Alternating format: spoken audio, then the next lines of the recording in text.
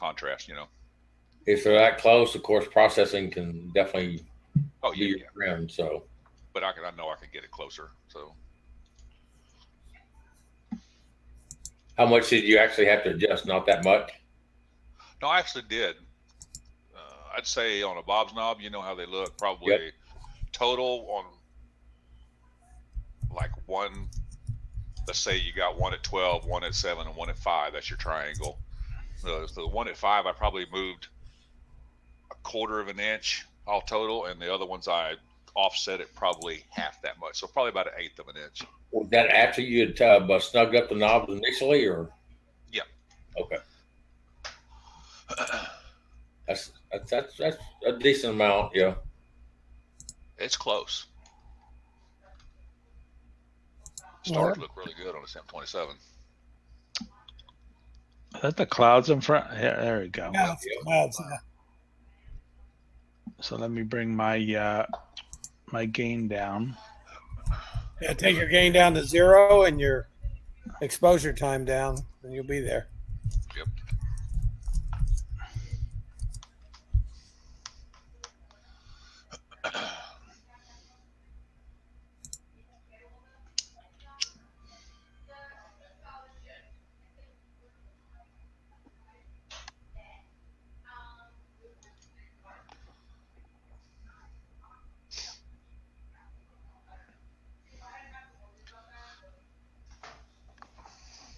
So I think till the clouds put me out, I may capture about. Are you on 8 bits, Joe? Yes. Okay, I can tell you want to go to the 16. That's why you have that posterized look. Right, but my issue is the 16. I end up getting a purple moon.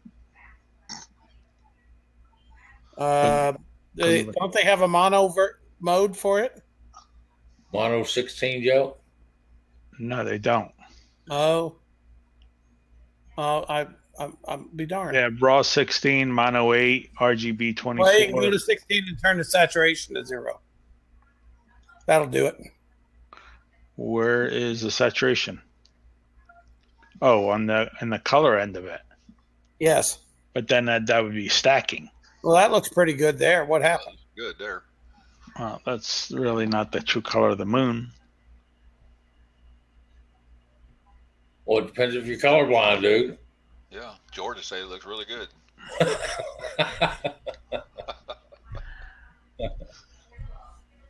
I mean, reduce the integration. It's still a little bit too bright. Yes. George will say, "Damn, Joe, you got that moon perfect." You just grab your slider on your exposure until it gets where you want it. I'm at 2 milliseconds. Your gain's at 0? My gain is at 0. You need to go less than that. Yep.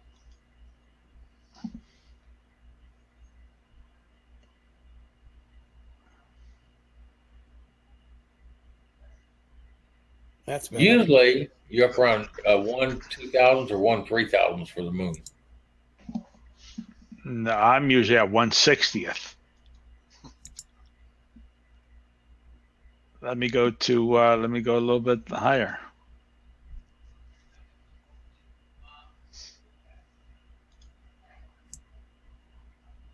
That's going to make it brighter.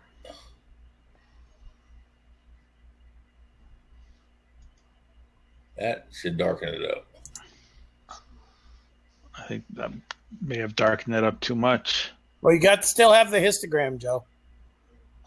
So, still have that to adjust. Let me try to center it up a little bit more. Hold on. Let's see if I get a capture before. At least the moon came back for you.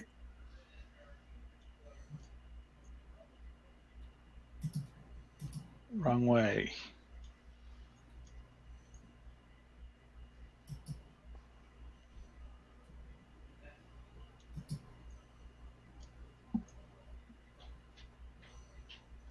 Oh my God. I will play the lottery when I get this right at some point.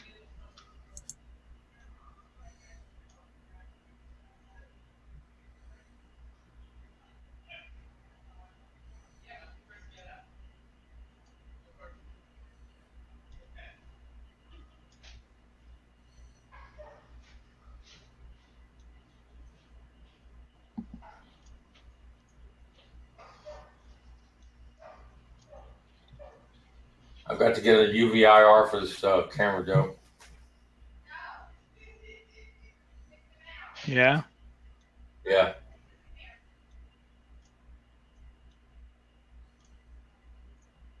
It's pretty sensitive in the infrared. You're right. Yes, sir.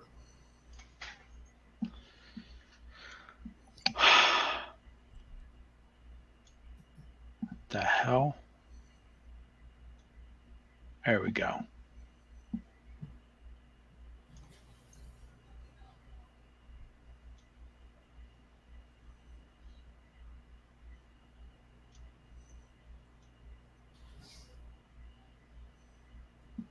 Oh, crap.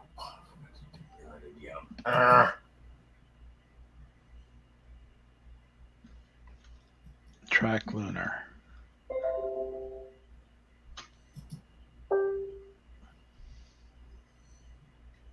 Yes. Now, where would I have? What about if I brought my white and red balance all the way to the left? I don't know. You've got too much bright whatever the. Oh, look to where your offset is. They call it bright. Yeah, adjust the offset. That you see where it says brightness? Yeah, hold on. That'll get rid of that washed out look.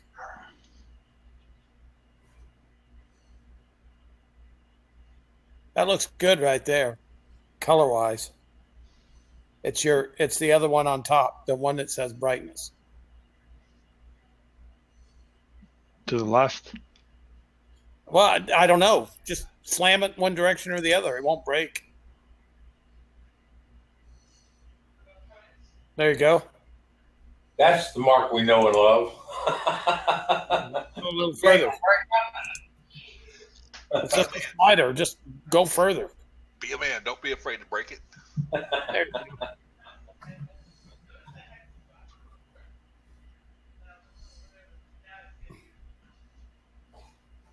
This is not really a video camera, per se. Oh, no doubt. But you're doing a pretty good job with it. That's a nice moon. I don't know why you can't get rid of that kind of hazy. Let me just try something a second.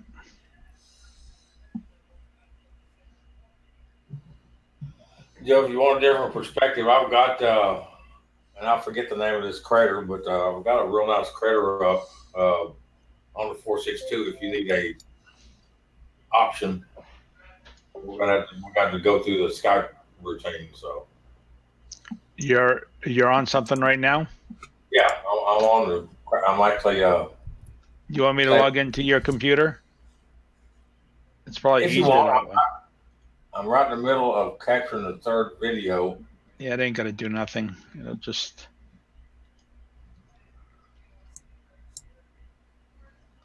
Oh, but I do have to change. Hold on 1 second. Let me go to my tool and choose capture and entire stop. Entire screen. Welcome everybody Start. to Crew Dragon Resilience. We're cruising right Can you now guys at see that? 580 kilometers Oh, above yeah. the Earth, going about Yes. 7.6 kilometers That's per Bob. second. So we're really booking. We're seeing the world Yeah, that every looks great. 90 minutes. That's how fast Bob's. we're traveling around. That's It's the pretty 14 incredible. inch with the So we're excited you're here to join us today. with the We're gonna 462 introduce the camera crew in of it. Inspiration 4, Well, and then we're going to Hey. show you around some of the cool He's aspects about capturing, this uh, aircraft we're on right now. So pass. He's Is capturing. that is that Tycho or? Chris I Dombrowski. think I'm it's the Tycho, mission yeah. specialist here, and I'm we've seeing been the doing wide a lot field of great view. things here, like Oops. looking out the window Sorry, I at put Earth, that just like we're screen going to in show the- you in through front the of you cupola in a guys. moment. That's all right. And Yes, that's we'll get to Tycho. share other cool things Okay. like some of the medical experiments and And that's the reason some of we the got more, the app human right side there. things that we brought here into space with us today. So I'm terrible pass about it on over. identifying the craters. Well, Hi everyone. I hope Diane I'm right Walker, and I am because the mission pilot. Tycho has all and that I splatter will just show you pattern. some of the art that I've been doing in a little bit. So I hope I'm right. That's Tycho. What I was Hey going guys, to thanks do for real joining us quickly here on is Crew throw Dragon. My those name two is Haley oops, Arsenault. I'm the medical officer two of the videos mission, into and AutoStacker and see excited if I to can show you clean it about the up a little research bit. that we've been doing, as well as how much fun it is to be in microgravity. Yeah, it's Tycho. All right, so with that, what we Very want to nice. start off, because Moon we image. think the views will be pretty Give incredible, me is just we a want to moment take you up into here. the cupola so you can see the largest continuous window ever flown in And let's see space if we and the views that can. it affords. What happened to AutoStacker that I had up there? And while we're getting our forward hatch open right here for this big reveal, we just want to thank everyone back at home who's been contributing to St. Jude Children's Research Hospital as part of this YouTube channel right now. So a big part of our mission here at Inspiration 4 is to inspire what can be done here in space, because there's an awful lot of it, and we got to get out and explore it, but also what our responsibilities that we need to take care of back on Earth. And top on our list right now is conquering childhood cancer. Well, where the heck That's why did we're it put it? supporting St. Jude.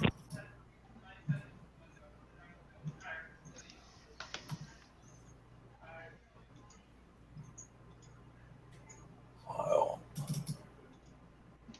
Hi, everyone. Unfortunately, we've just gone into darkness. But you can see right above us, over there, hopefully you're getting a good view of that. The night lights. okay. And so every time we go into darkness, we get this amazing view. Oh, that looks like the aurora. Oh, wow. And let's see An here. aurora event. It looks like off to our right. I hope you guys Is can that see where that. it's at? I think so. We are currently over Europe. That's.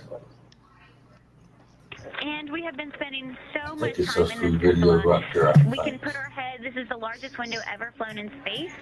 We can put our head in and fit multiple crew members and see the entire perimeter of the Earth, which just gives such incredible perspective, and the views, I have to say, are out of this world. Okay, let's analyze it.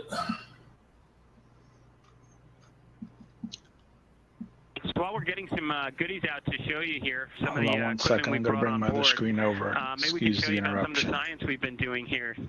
So Nova here is showing off our portable ultrasound, which we've been able to use for a number of different experiments, including intrajugular, also measuring our cornea and optic nerve for indications on intracranial pressure. And we also do Well, that's close. with it as well that are quite useful. It's been really interesting to see how fluid shifts with this microgravity environment, and that's something that scientists are looking at. And so we are happy to contribute with that. We've also been taking several swabs of different parts of our I'm body embarrassed to to say I evaluate the can never microbiome remember. and how that changes in these 3D Okay, so I've got We've also been getting a bunch of samples, blood samples. 25% of the frames because they're just not that killer good. It might stretch it to 50. Let's change it to 50 just for grins. Okay, so the next thing is I need to probably try that for placing the grid. The alignment grid, that's too many. I can tell you that right now. So I want to go different, clear. Let's go 200, see what that does.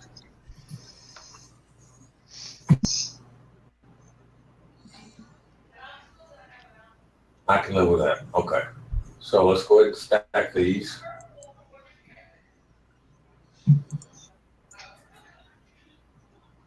You using the surface mode? Yes. I gotcha. Yeah, because it's not the total. Yes. Planet. Yeah. Yeah, when you do the planets, and if the planet just barely fit, if the planet fits, then you use the planetary mode. But when you're like this, you use the surface mode. Or if you were zoomed in on a planet so close that it didn't fit, you use the surface mode also. I like auto stacker. It helps. It's a good front end for registacks. There's a mode right here that's. Oh, am I pointing at the right one? Nope, I am not. There's a mode right here for. If you check that sharpen right there, it creates. Yeah. It creates the sharpen within AutoStacker. It's usually pretty good. So. Yep. Yeah, I found that. I watched a guy on YouTube give a symposium on how to use it. A lot of things I've been using it for years. I never knew any of them. I just ignored them, all the options. Well, and I know there's some advantages to using drizzle stuff too, which I haven't figured out yet. So. Okay, Bob, I'm logged off on mine, so your bandwidth should be a lot better. I screwed up and put 3 videos in there, so we've got 2 more videos after this one right here. Won't be real long, but more than I needed.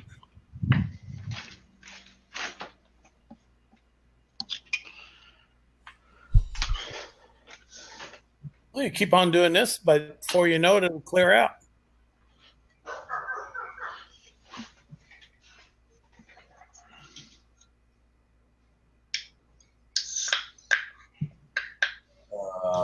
Let's go to that.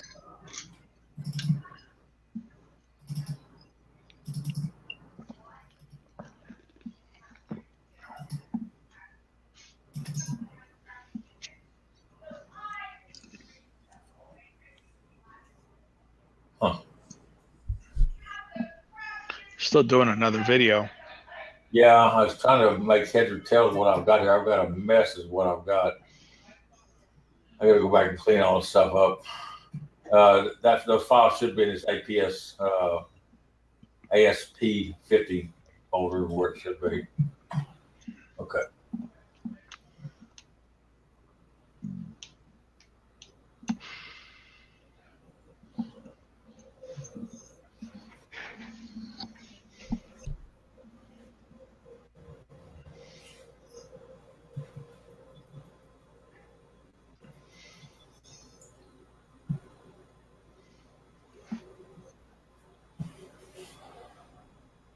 Okay, one more to go. I should just stacked one of them.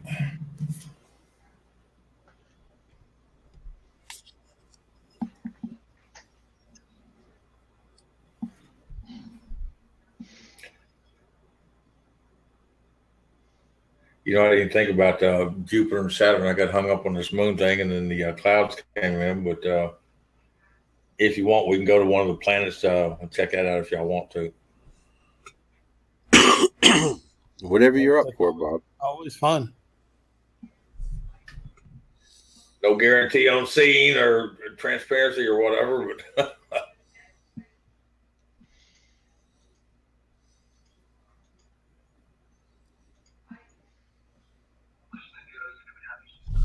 So I did just watch a video of that live video from the space tourists and the SpaceX Dragon capsule as just like a couple of minutes ago. So after not seeing them at all, to see them do an interview, that was pretty good. It was funny, though, because they wanted to show off the cupola, and they brought a camera up into the cupola, and they went into the Earth's shadow, and then all the light disappeared. So I don't know. They don't. Plus, they didn't know how to use the camera. Yeah, it was pretty ineffective. Yeah, they. I don't know if you know, the camera gain was adjusted for the interior light in the vehicle, and when they looked outside at the gain was adjusting on that, and so the gain was saturated for looking through it. So that's why it looks so bright. You got to get up close to the window so that your camera sets its gain, or turn off the automatic gain on the camera. But pay attention. That's all. But yeah, well, they were in microgravity, so I mean, it's kind of hard to control your body, I guess. Not really, but I mean, yeah. I mean, but they'll learn, or maybe they won't. They only got another day, right? Well, they're coming down tomorrow. Yeah. 9:18, they come back down. Yeah, they can, 9:18. What a wonderful thing for those people. I don't know what time exactly. I can check. Man, don't you know that was a thrill ride up? Oh yeah, heck yeah.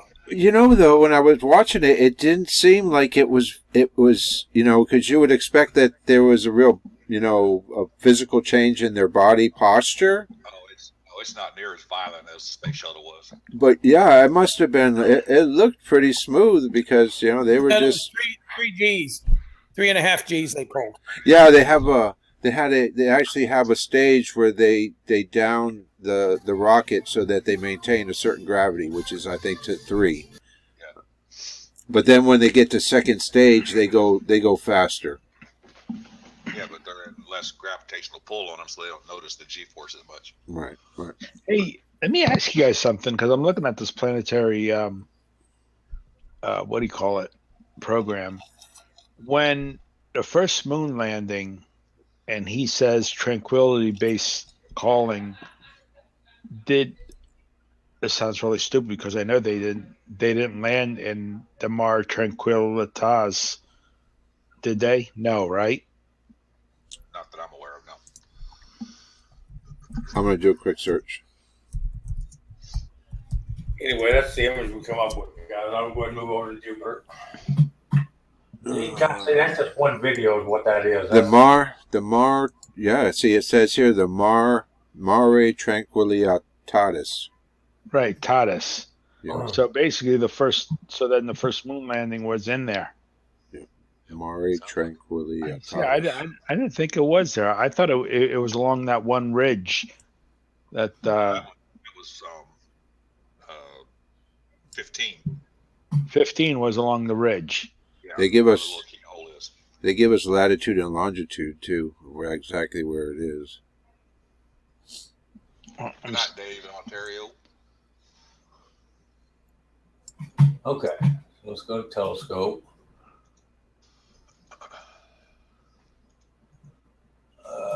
Let's actually go to find. Keep our fingers crossed for some decent scene. Let's go with Jupiter, I guess. I'm going to say, just in case any of the guests were invited by me, this is Francis. Thank you for coming. We're going to be doing this on a regular basis, and we do appreciate you coming and seeing what we're seeing tonight. Just in case. I could be wrong. Hey, Francis. Yep. Did you end up downloading that virtual moon atlas? I didn't get that. Well, actually, I think I did, but I didn't open it. If you end up playing with it, let me know how to find where the landings were, because I saw the screen. Now I don't know how to get back to it. It probably would. I wouldn't doubt maybe we have a search of this latitude and longitude that you could probably just put it in there and it's going to bring us. Let me just do. There's a search information. Can I chat? There's a search on the bottom for. Let me see. Apollo. What'd you guys say? Apollo 15. Apollo 15, yeah. Let me see. It's in that little keyhole in the mountain range. Apollo 15 search. There's the coordinates I put in the chat. Like, I don't understand why it doesn't find it. Who's running? You're running on Jupiter, Bob? Yeah, I just fixing to set up on it now, Francis. He's setting it up, and then he's got to take it over to fire capture. Yeah. We have to painstakingly get as centered as we can, because when you go to the field of view over on fire capture, it's got to be really close. Right. I can point you to it, Joe. And with the jumping. Oh, I know exactly where it's at. I'm just trying to get the program to find it. Get the labels, okay. Yeah, I mean, I remember. Where'd you go? I went to the diner with Jen and Danielle because they were at the football game, and I met them at the diner. Okay. Yeah, that's probably good enough. So let's kill the camera. Just oops, I'm gonna abort it first. Disconnect the camera and go to our capture.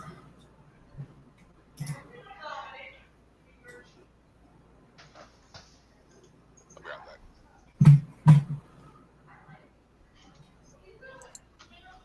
Okay, so let's first off, let's get this thing brighter. We're on the moon right now. Let's go to Jupiter.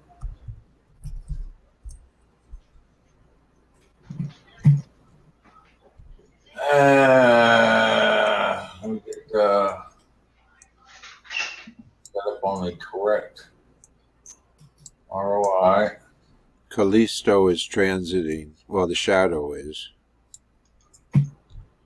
Okay, gain. You know what's funny?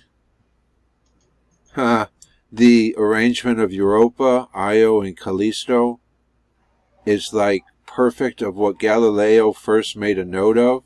This is so funny, because when Galileo made his first observation of Jupiter and the moons before he discovered that we weren't the center of the universe, there was 3 moons. Now I don't know if it was Europa, Io, and Callisto, but there was 3 moons, and then in this case Callisto, the one closest to Jupiter, over 3 nights moved, and Galileo made his Galileo note. That's pretty cool. That tonight's arrangement is basically what Galileo was looking at in 1642, something like that. Okay, That's so really we'll cool. just take one video of this tonight, and it doesn't take a real terribly long time, but we'll take, we're at 60 seconds right now, so we'll just take one video.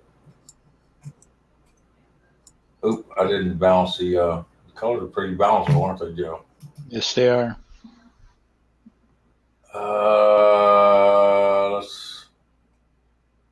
Let's knock the red down just a tad.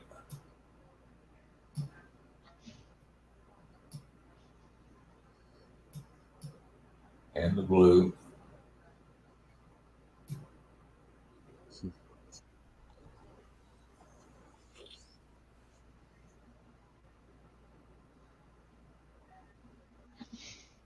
Okay, that's pretty close. Let's go with that. Close. So basically, We'll take a 1-minute video. so the moon should actually be showing up on the bottom stripe, the stripe to the right. By the GRB. But GRS. What is it, right? Okay, no, the I see GRS is not. I see something right here, guys. It's in the top right part. That right there? Something is just coming around. I have it Stellarium open, so it's giving me their representation, and it shows the spot coming on the right side, on the right edge. Yep. And then the shadow of Callisto is going to be in toward the center more. Is your time right on your Stellarium? Let me scroll over. Because I'm looking at, let's see, 1031. Oh, I'm not.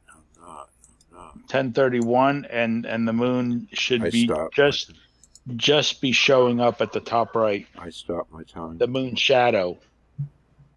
What a crash! No. Oh. We're going to auto stacker.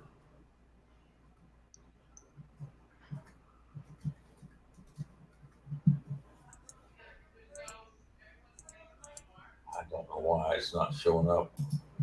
Got to reload it, I'm assuming. Downloads. I thought I saw it when you were going through it. It looked like it loaded fine, but right, third one down.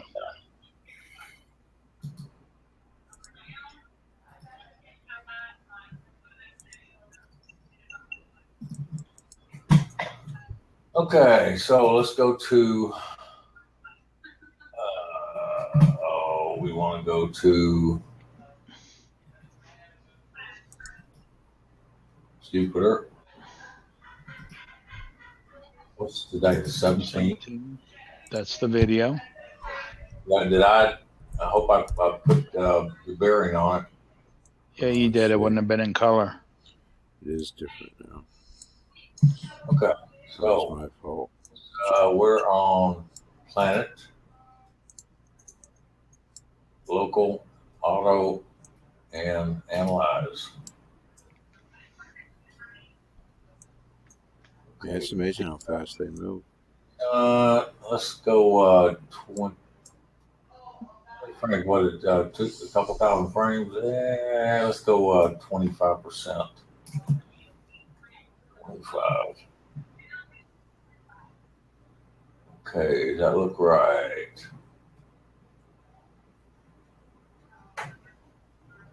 I need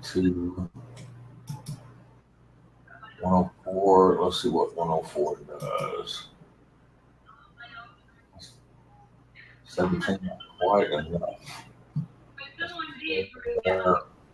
I think the ideal number of alignment points is 40, 50, 60 type number. That will probably work there. Yep. Okay. So let's Stack. I didn't put my RGB line on. I screwed up. So.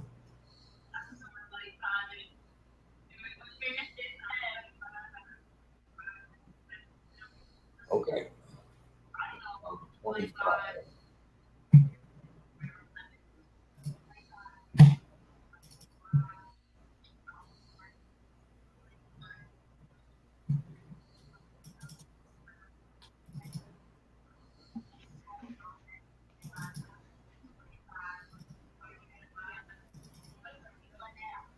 Okay, 17. The edge is 25. Okay, I'll show you the difference. This is a sharpened, unsharpened version of what we just stacked in. Okay, it took 25% of the 2,500 plus frames. Okay, let's see if I can. I don't know if it'll let me stretch it. No, it's not going to, but I can move it over. We'll show you the difference in the sharpened. So it definitely auto stacker will sharpen it. Well, yeah, it does a really good job. I mean, the two lower storms and that band at the bottom, he really brought out. Most definitely, it sharpened up some stuff right through here, these white spots and whatnot. And this is only auto stacker. If Bob would I mean, we don't really have time to do it because it's an extensive time thing, but if Bob would take this over to Registacks, I mean, he could really pull some detail out of this planet. Yeah. That's a stable image right there. Very stable. Bob, you know those white dots? That's the remnants of the Shoemaker-Levy impact. Are you kidding? No, that's what they are. And then also, did y'all see the other night they recorded an impact on Jupiter? Monday night, yeah. Monday night. Yeah, those are the remnants of the Shoemaker-Levy impact. I did not know that. So obviously they were in a row at one time. I guess over how long ago was that happen? That'd be at least. That's been a number of years. Like that's probably been at least a good 15 years, I bet you. So I guess 2009 maybe. All good stuff. It's moved those crater or whatever they are around. So. Yeah. Anyway, that's what we've been playing with. I've been playing with a lot lately is the planets and everything. So now to get that into motion, now you have to keep repeating the process and then just running them together, right? Just to let you know, Francis, last night or the night before, I forget when it was, me and Bob, I should say Bob decided to do while I was mechanically telling him what to do. Nah, I'm just kidding. We did. How many frames did we do? 21 frames. That's, 21 1-minute videos. Yeah. And he went through the whole process of getting them sharpened a little bit and everything. And then we went to go animate. Yeah. Okay. I mean, literally, for it to be worthwhile, you would have to. Bob, what do you say, about 200? You would need. Yeah. Because what was it? You got maybe 5 degrees of spin. And maybe, I mean, it wasn't even worth. I was like, "Are you kidding me?" I mean, it was like it really wasn't worth it. To be honest. Yeah, well, but you do have to admit, though, if you were to do that at the end and you were to get it to where you liked it, it's quite an amazing thing to see that planet. It definitely is. You put that on you put it on a dark screen, and the next thing you know, you're there, you're floating next to that planet. Yep, I don't know if this will open, but you're not seeing it. We're seeing you. No, you're not seeing. I've got the Skype open on the other machine. Hold on. I'll be back. I'm going to be back in 1 second. Is it in Skype, Bob? Yeah, that's where I sent it to Francis the other night, Joe. Oh, okay. But don't you have it on this computer? I thought.